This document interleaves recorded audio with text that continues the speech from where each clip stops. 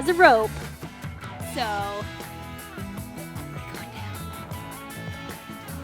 putting him down in a hole. He's going into the cave.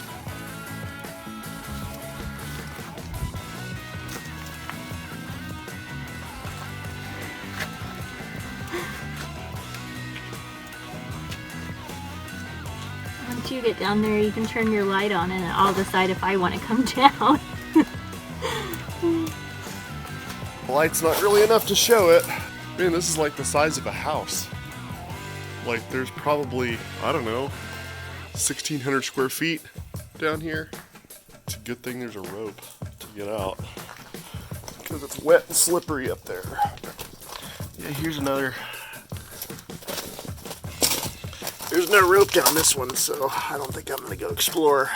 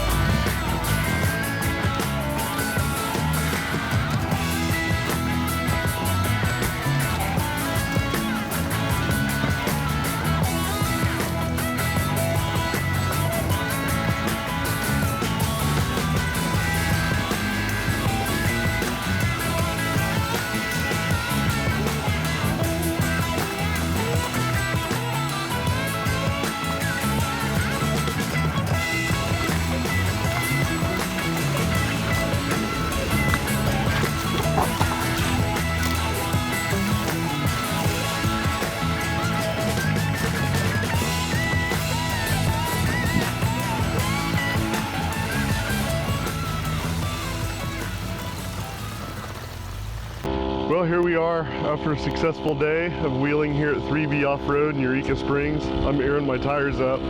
Hopefully you can hear me over the air compressor. Some trail damage. Apparently I got tangled up in a rock. I remember feeling it. I didn't realize what was going on though. Bumper held up good. Okay. Not bad for a shakedown run. I'll switch my sway lock to on-road mode and finish airing up and we'll get on our way.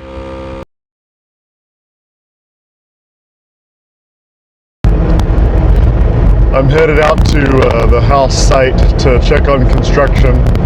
Figured I'd take a minute to give my impressions of the park that we went to this weekend and talk a little bit about how the Jeep did and what I thought of it. I started out wheeling in Colorado. So the trails are all, they're mostly in Forest Service or they're county roads. They were originally put in for mining or fire road access. So that means the trails they're long, like they go through the woods. They go from point A to point B. So I'm not really used to wheeling in an off-road park. That was new to me. This is actually the very first off-road park I've ever wheeled in. It seemed really tight. I was really impressed with how many trails they can fit into 150 acres. At times I kind of felt like I was wheeling in like a full-size truck on a trail that was meant for a side-by-side.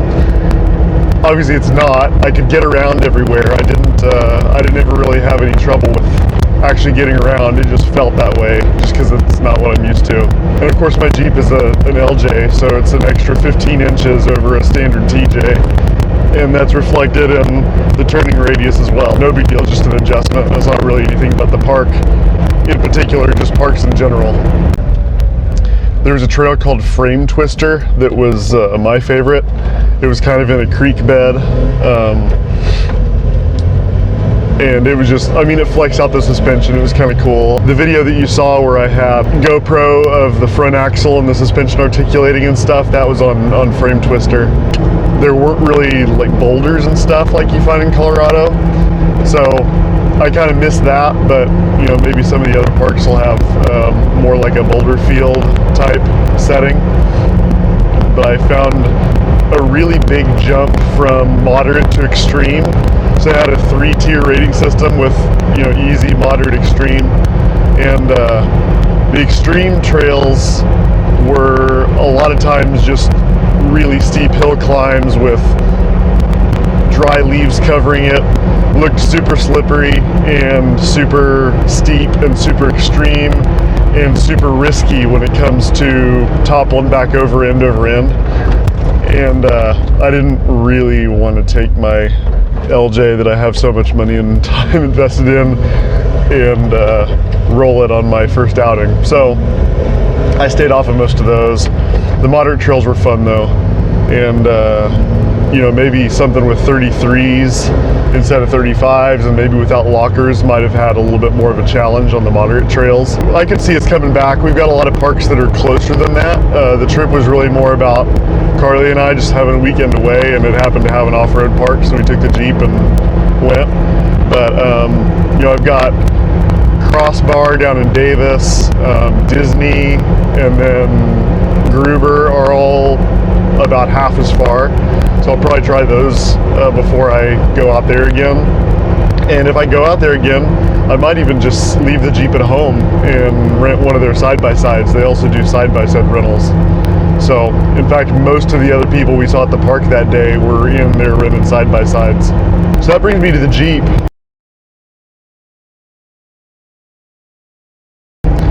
You know, the front locker was awesome. It was my first time out with that. I pretty much didn't really have to think about it. I never even used my rear locker. There were a lot of loose gravel climbs that I went up, and the front axle just pulled me right up. I like the lunchbox. I don't even mind it not being selectable. I never really felt like it was pushing me into understeer. It didn't extend my turning radius by as much as, say, my rear locker being locked would have. The sway lock was cool. It was my first outing with that too. On the off-camber stuff, the rig didn't seem as tippy. I also put in a thumb throttle right before the trip, and that was awesome. Just being able to set that and let it crawl wherever, you know, up or down things at exactly the speed I wanted to go. That actually brings me to a problem. The thumb throttle saved my bacon though. It was nice. About 1 out of 10 times in daily use it'll pop out of reverse. So on the trail it pops out every time. And it's dangerous on a mountain side to have something pop out of gear like that. I can't rebuild it because I don't have another car to drive. So, and even if I wanted to, parts for this thing are super expensive. And buying a rebuilt one can be done. I could buy it, swap it out in a weekend and be done with it. But then I just have the same transmission and I'm not really that impressed with it to begin with.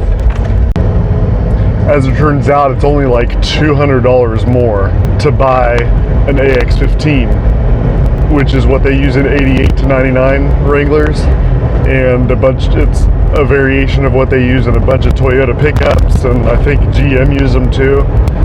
And they shift a lot better. They're more available. You can actually still buy them new, even though they haven't been put in a Jeep for 23 years. So I think it's a pretty obvious choice to go ahead and swap in an AX15. Thanks for watching. Hit subscribe if you want to watch a 6-speed to 5-speed swap in a 06 TJ. I'll be documenting that process for anyone that's considering doing the same thing. So, see ya.